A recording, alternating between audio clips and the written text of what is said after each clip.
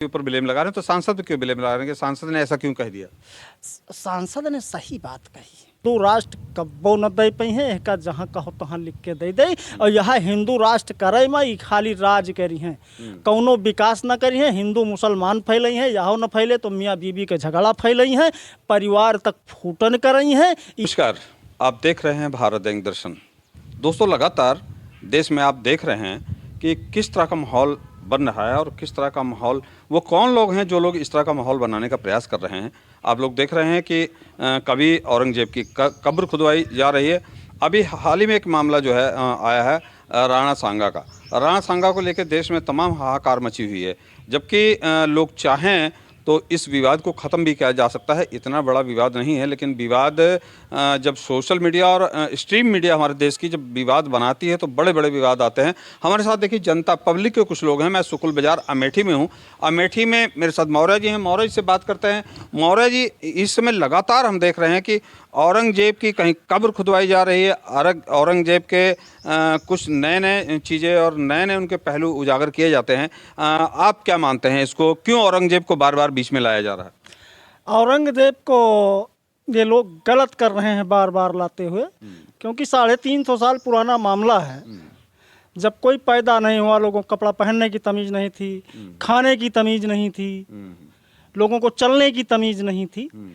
तो आज ये जो सारी चीज़ें हो गई हैं, तो इन पे लोगों को सोचना चाहिए, भारत सरकार को, कि हम आगे क्या करें जिससे देश का विकास के मुद्दे पे देश का विकास कैसे हो।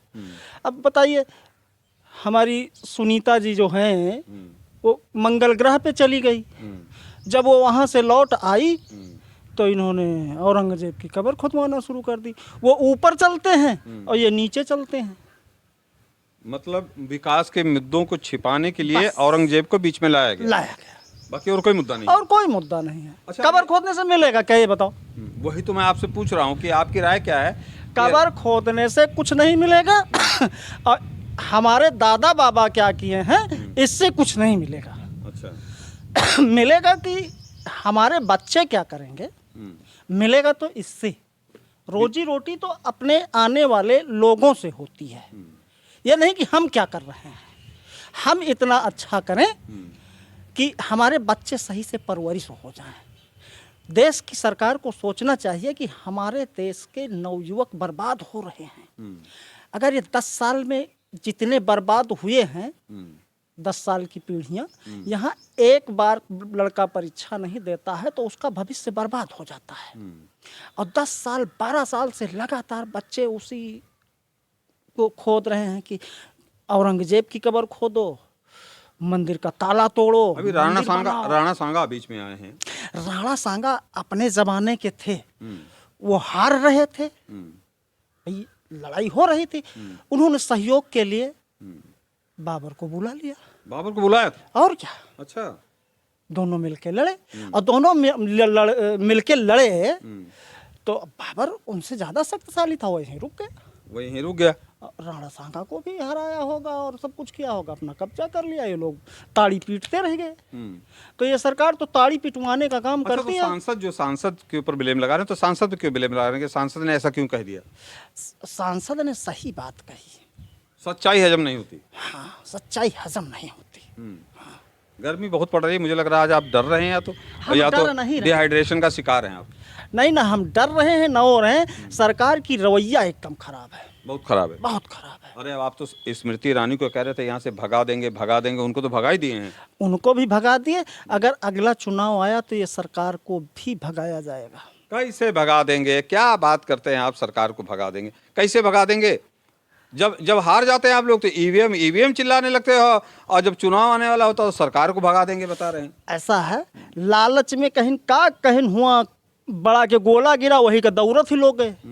और जो लोग एक तरफा दौड़ जाते तो सरकार बन जाते हैं। बुद्धिजीवी तो कम लोग होते हैं। गांव में ग्राम सभा का चुनाव हो तो कोनो एक होशियार जीतत है, 10 बेवकूफ लड़त हैं।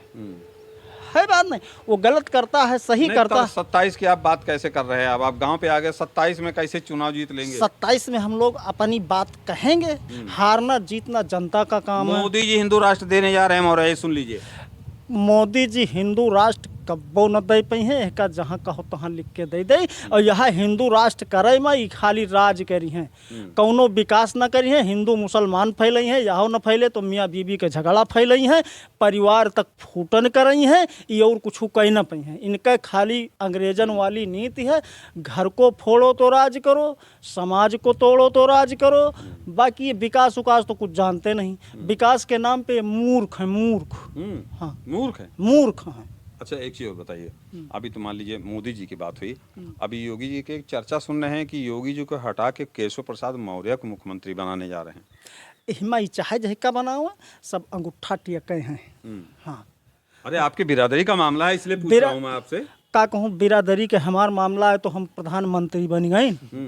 कहो सही बतिया तो कहीं जाए, सही बात काहे में डर नहीं लागत। मतलब मौर्य जी के साथ नहीं रहेंगे, केशव मौर्य के साथ नहीं रहेंगे? विचार नहीं मिलते हैं नहीं, बढ़िया विचार हैं उनके ना। जो कोई धर्म की राजनीति से आ जाए उसको अच्छा विचार नहीं कहते हैं।